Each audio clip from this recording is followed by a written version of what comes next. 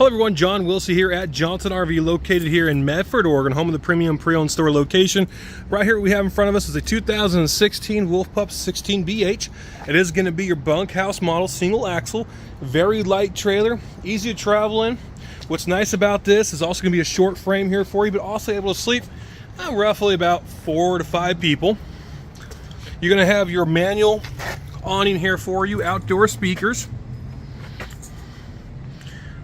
Stabilizing jacks right there for you, power outlets in the back, and as soon as we walk into the trailer, you're going to have your face-to-face dinette that does drop down to make it into a queen bed there for you.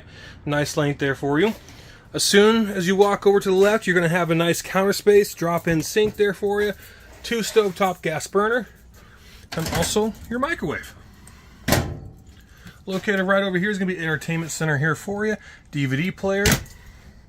Nice overhead storage right above the main kitchen. Water tank, battery, gray water level sensor there for you. Then right over here is going to be your bunk beds.